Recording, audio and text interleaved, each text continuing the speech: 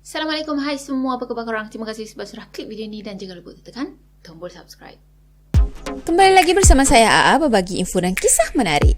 Oh, sebelum tu jangan lupa tekan tombol subscribe, tekan loncengnya juga. Okey, video seram kita pada kali ni kita nak sambung cerita pewaris keturunan. Nan. Nampak tak? Nak buatnya macam mendebarkan di situ kan, tapi tak jadilah pula. Okey, video kali ni kita nak ceritakan part 2. Part 1 kita dah cerita hari tu yang kata first time sekali dia boleh nampak penampakan tu semua disebabkan apa? Sebab nenek dia dah turunkan ilmu tu pada dia ataupun dah bagilah macam saka tu pada dia macam tu kan. Sebab kata nak turunkan ilmu tu maksudnya dia sendiri yang menuntut, tapi ini macam dia pun terpaksa. Jadi lepas dia dah pergi rumah nenek dia tu, lepas tu nenek dia dah toreh tangan dia, lepas tu ambil darah tu, lepas tu apa makhluk-makhluk tu semua pergi jilat tangan dia yang berdarah. Ya Allah, ngerinya. Dan ya, start daripada situlah dia boleh nampak penampakan yang menyeramkan. Jadi kisah pada kali ni sambungan yang mana Ella ni dengan mak dia balik ke rumah dia daripada rumah neneknya. Sudah sedia? Jom kita mula. Okey, dalam perjalanan balik tu, Ella ni dia pegang je kuat-kuat tangan mak dia tau.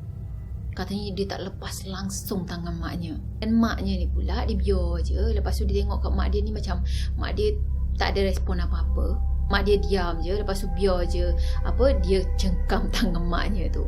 Mungkin maknya pun perasan juga lah kot yang anak dia ni dalam keadaan ketakutan kan. Punyalah takut dia pada masa tu sampaikan dia boleh dengar degupan jantung dia sendiri tau. Lepas tu Ella ni pun panggil mama dia. Mama. Dah tu mama dia pun marah. Apa lagi kau ni Ella? Kau ni kan daripada tadi lagi mama.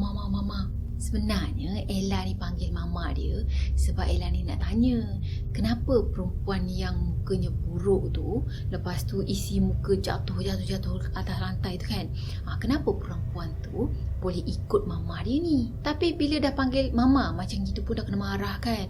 Jadi dia pun batalkanlah niat dia untuk bertanya tadi. Jadi dalam perjalanan tu, mungkin pada masa ni Ella dengan mama dia ni tengah berjalan, baru je keluar daripada rumah nenek dia tadi, berjalan untuk pergi ke kereta, macam itulah kan. So sebab itu kawasan Sabah, mungkin banyaklah juga pokok-pokok yang tinggi, lepas tu kawasannya pun macam agak-agak hutan sikit macam tu kan. So masa dia tengah berjalan dengan maknya tu, tiba-tiba je dia dengar nama dia dipanggil tau. Ella. So bila Ella dengar tadi, dia tak tahu daripada mana suara tu. Dia cubalah juga mencari-cari, tapi yang dia dengar suara tu jauh je bunyinya. Suara tu pula suara seorang perempuan. Dah tu merdu lagi suaranya tau. Cuma dia cakap bila dia dengar suara tu, suara orang panggil dia tu kan, yang dia rasa cuma takut je. Walaupun suara yang dia dengar tu suara yang merdu, bukannya suara garau ataupun suara yang menakutkan. Dah tu dia pun palingkan muka ke arah belakang sebab dia dengar suara tu datang daripada arah belakang. Dan tiba-tiba je dia nampak satu penampakan ni. Katanya penampakan tu macam seorang perempuan yang serba hitam. Dan jarak antara perempuan tu dengan dia lebih kurang dalam 20 meter tau. Katanya perempuan tu cantik sangat. Dah tu bau dia wangi semacam tau. Tak lama lepas tu, dia perasan lah yang mama dia ni kejap tengok kanan, kejap tengok kiri macam tu kan. Mungkin mama dia pun terperasan juga yang ada bau wangi semacam je masa tu kan. Dah tu mama dia tegur. Ish, dari mana pula datang wangi ni? Ella tadi pun jawab. Kan dia dah nampak dah perempuan yang serba hitam tu. Dan dia tahu bau wangi tu daripada perempuan berpakaian hitam tadi. Dia pun cakap lah dengan mama dia, Tuhan daripada sana ada seorang perempuan berpakaian hitam dekat sana. Dia ada panggil saya tadi. Dia cakap macam tu. Dah lepas Ella cakap macam itu je, mama dia tadi tak tunggu diam. Dia terus tarik tangan anak dia. Lepas tu makin lajulah dia berjalan masa tu. Jadi Ella ni pun ikut je lah kan mama dia kan. Makin laju dia orang ni berjalan. Dan dalam masa yang sama, dia sempatlah juga palingkan muka ke arah belakang nak tengok balik perempuan tadi. Dan pada masa tu dia nampak perempuan tadi dah tak ada dah dekat situ. Cuma bau wangi yang diorang cium sebelum ni masih lagi ada. Lepas tu Ella tadi pun tanyalah maknya kan. Dia tanya, Mama, perempuan tu dah tak ada dah dekat belakang, tapi kenapa bau wangi ni masih ada lagi? Mamanya pun marah lah kan. Lepas tu dia cakap, dah diam, Jangan main cakap. Ella cakap kena thinking lagi sekali dia pada masa tu. Padahal dia cuma cakap je. Yelah kan budak lagi kan.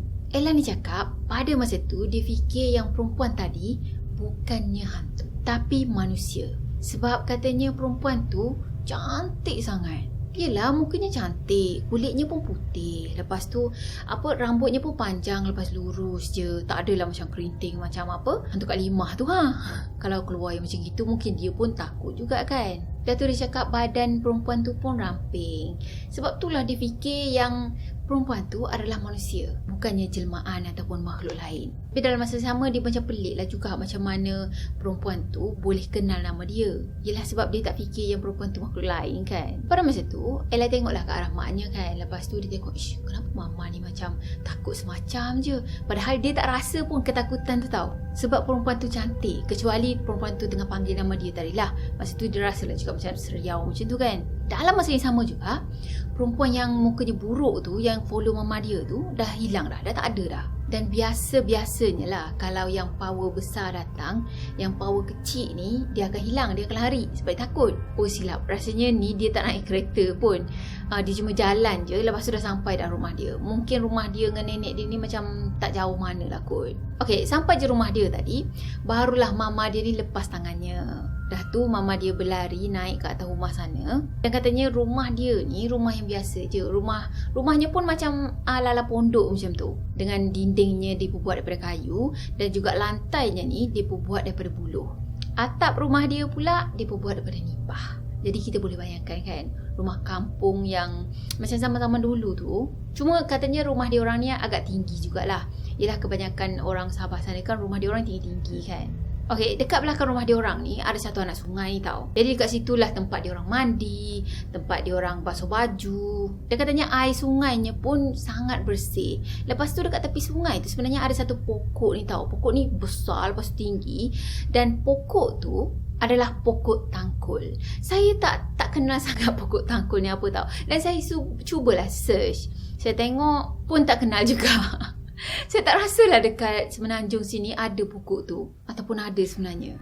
Mungkin korang boleh tengok lepas tu. Yelah korang boleh share lah dengan saya. Kok-kok lah dekat Semenanjung ni memang ada juga pokok tu. Lepas tu kita panggil pokok tu dengan nama lain. Kot-kot lah kan. Cuma itulah pengetahuan kepokokan saya ni kurang. Okey, pada masa tu lepas maknya dah naik atas rumah tadi, lepas tu maknya cakap macam ni dengan ayah dia tahu. Ada susu marah tadi masa kami balik sini. Dah tu ayahnya tanya, "Habis korang ada terlanggar dia ke?" Mamanya pun cepat-cepat geleng kepala. Susu marah ni pun saya tak faham juga, saya tak tahu juga benda apa bendalah ni. Tapi mungkin sejenis makhluk jin macam tu lah kan. Kita dah tahu dah dia tu penampakan makhluk. Jadi saya cuba cari tau. Saya cuba cari dekat internet. Kok lah ada susu marah ni apa kan. Tapi yang saya jumpa kartun pula tau. Kartun. Dan nama dia Susu Meru kalau tak silap. Kartun Jepun. Tapi macam ada berapa 6 tangan macam itu. Ia kan macam makhluk juga tu. Jadi Ella cakap susu marah yang mama dia maksudkan tu adalah perempuan baju hitam yang dia nampak dalam hutan tadi. Susu marah tu sendiri adalah iblis ataupun setan. Dan mengikut kepercayaan diorang, kalau diorang ni manusia biasa terlanggar dengan susu marah ni, ataupun susu marah yang terlanggar dengan manusia ni, manusia tu akan jatuh sakit seumur hidup. Sakitnya pun berpanjangan. Lepas tu katanya tak ada ubat. Jadi pada malam tu macam biasa dia kena tidur seorang-seorang dekat ruang tamu sana. Dan sebenarnya ada lagi abang-abang dia yang tidur dekat ruang tamu. Dan kebetulan pula rumah dia orang ni kan rumah jenis style pondok macam tu kan. Lepas tu ada satu je bilik. Bilik tu pula digunakan oleh mak dengan ayah dia. So diorang adik-beradik ni tidur dekat ruang tamu sana lah. Cuma kalau dia tidur dekat bahagian sini sebab dia kan perempuan. Lepas tu abang-abangnya tu tidur dekat bahagian sana macam tu lah. Jadi kalau dia tidur sini, dia masih lagi boleh nampak abangnya yang terbaring dekat sana. Dah tu masa dia tidur tu, tiba-tiba je ada sesuatu yang cucuk dia daripada bawah rumah tau. Sebab katanya dia orang kan guna buluh untuk jadikan lantai. Jadi adalah macam lubang jarang-jarang macam gitu. Jadi ikut celah lubang tu lah benda tu ataupun makhluk tu cucuk badan dia tau. Katanya sakit jugalah kena cucuk tu. Pada masa tu, dia pun tengoklah ke arah abang-abang dia kan. Dia tengok abang-abang dia macam sedap je tidur. Dah lah lampu yang dia orang guna pada masa tu hanyalah pelita je. So dia pun bangun daripada tidur tadi, dia pergi ambil pelita. Lepas tu dia bawa dekat tempat tidur dia ni. Pada masa tu sebenarnya dia memang takut gila tau. Tapi dia lawan perasaan takut dia tu. Dia nak juga tengok apa benda yang dah cucuk dia tadi. Lepas dah bawa pelita tadi dekat tempat dia, dia pun cubalah intai dekat bawah rumah tu kan. Pada masa tu dia nampak ada satu lembaga ni hitam legam dan matanya tu berkilau terang sangat tau. Dia boleh dengar dengan jelas bunyi lembaga tu. Katanya bunyi lembaga tu macam mungkin dia bernafas agaknya. Dan bunyinya tu yang dia tulis dekat sini, ngis ngis ngis. Saya tak pasti sangat bunyi itu macam mana. Cuma yelah, kalau bunyi lembaga yang gitu kan, kita tak boleh nak expect sesuatu yang elok lah. Lepas dia buat bunyi tadi, lepas tu dia ketapkan gigi pula tau. Krik krik krik krik, ketapkan gigi. So Ella yang ada dekat atas rumah pada masa tu, dia hanya boleh dengar je lah, dia boleh tengok kan. Tapi dia, yelah, baru 9 tahun, apa je yang dia mampu buat. Tak lama lepas tu, ayah dia yang tidur dalam bilik tadi keluar daripada bilik tau. Lepas tu, ayah dia pergi ke arah dapur, bakar kayu api. Lepas kayu tadi dah berapi, barulah ayah dia ambil kayu tu dan keluar daripada rumah. Ella ni pula sebab dia dah tersedar kan, lepas tu dia membontoti ayah dia. Sampai dekat luar rumah tadi, ayah dia pergi baling kayu yang dah berapi tu. Lepas tu dia cakap macam ni, "Nah, pergi main jauh-jauh." Bising betul. Dalam masa yang sama juga, Ella ni nampak banyak sangat makhluk tadi keluar dan pergi ke arah api tu. Lepas tu dia pun tanyalah ayah dia kan. Sebab yelah dia nampak yang lembaga tu ada satu je dekat bawah rumah tadi. Tapi macam mana boleh ada banyak pula kan. So dia tanya ayah dia, "Pa, siapa tu? Mata dia berkilau." Ayah dia pun jawab, "Tompu Longis tu. Ke sangat minta api. Kalau selagi kau tak bagi api, selagi itulah dia tak lari." So lepas tu barulah dia faham kenapa ayah dia pergi buang kayu yang sedang berapi itu dekat padang, dekat luar rumah dia lah. Sebab nak bagi Tompu Longis tu lah. Saya tak pasti sama ada betul ke tak saya sebut ni Tompu Longis, ataupun ya mungkin sebutannya lain lah sikit, tapi saya tak pasti. Katanya Tompu Longis ni sejenis makhluk yang suka minta api. Dia orang suka dengan api sebab katanya dia orang suka tinggal dekat kawasan sungai. Dah tu dia orang selalu sangat kesejukan. Sebab itulah dia orang minta api. So itulah fakta ataupun buah mulut orang-orang situ yang diceritakan oleh bapa dia kepada Ella ni. Lepas tu Ella tadi pun masuk dalam rumah balik dan dia duduk dekat tempat tidur dia kan. Dia nak sambung tidur lah.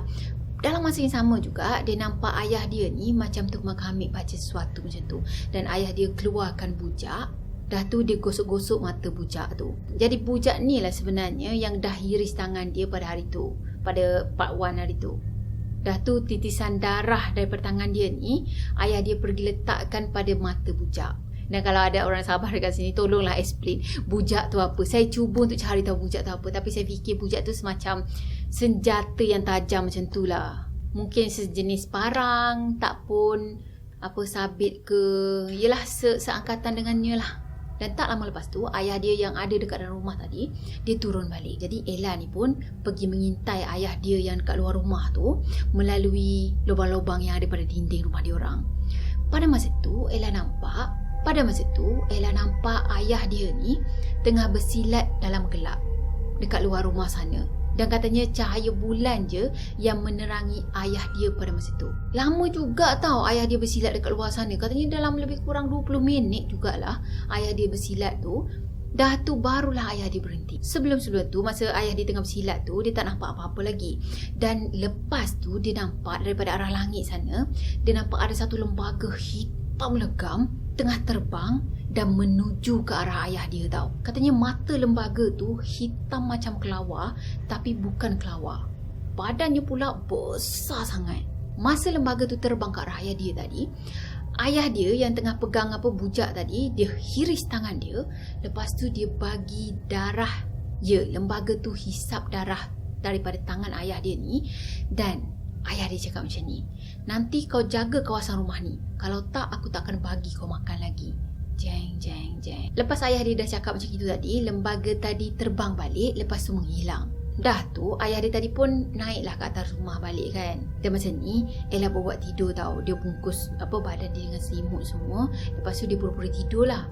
Dan katanya setiap minggu ayah dia akan bagi darah kepada lembaga tu untuk dihisap. Jadi esok pagi tu Ella bangun je, dia terus pergi ke arah ayah dia. Lepas tu dia cuba intai lah kan, dekat tangan ayah dia tu ada luka lagi ke tak. Dan pada masa ni Ella nampak luka tu dah tak ada langsung dah, tak ada bekas pun tau. Dia nak tanya tapi takutlah pula nanti terkantoi mengintai semalam kan. So dia diamkan je lah. Dan tak lama lepas tu ayah dia panggil dia, Ella sini. Ella tadi pun pergi ke arah ayah dia. Lepas tu ayah dia dukung dia dan katanya dia dengan ayah dia ni macam okey sikit, tak adalah selalu kena marah. Tapi kalau dengan maknya tanya apa sekalipun mesti kena marah. Dah Ella pun tanyalah, ada apa ayah, macam tu kan. Lepas tu ayah dia cakap, bak sini tangan kau, ayah nak periksa, macam tu katanya. Jadi Ella tadi pun bagilah kedua-dua belah tangan dia kan. Lepas tu ayah dia tadi, dia pegang tangan anaknya. Lepas tu katanya dia ramas-ramas tangan Ella ni. Dan tak lama lepas tu dia perasan yang ayah dia tengok ke arah maknya sambil tersenyum tau. Lepas tu ayah dia cakap, patutlah dia dah boleh nampak hantu. Dah ada dah ni dekat tangan dia, boleh nampak lah sikit kan. Dia cakap tumbuh kecil tau. Tapi saya tak faham apa tu tumbuh kecil, apa bahasa dia orang lah kan, cara percakapan dia orang. Tapi katanya dah ada dah ni sikit, tapi belum lagi ni. Dah tu mama dia pun jawab, mak mertua dia yang letak. Kan yang episod 1 hari tu, yang dia gores tangannya tu, lepas tu dah berdarah, sesuatu yang menjilat tu. Ya itulah. Jadi apa yang Ella ni faham pada masa tu, kata nenek dia ni dah letak sesuatu dekat tangan dia supaya dia boleh nampak apa yang orang lain ni tak boleh nampak. Jadi dia dikasih benda daripada kecil lagi supaya dia boleh nampak, supaya nanti dah besar-besar nanti dah terbiasa sangat dah dapat nampak penampakan tu semua. Tapi katanya sampai sekarang pun dia tak suka, dia tak dapat terima semua benda ni. Datuk dia cakap kalau boleh diputarkan masa, dia memang takkan terima benda ni semua. Okey, lepas ayah dia dah periksa tangan dia tadi, lepas maknya dengan ayah dia pun dah borak-borak semua kan.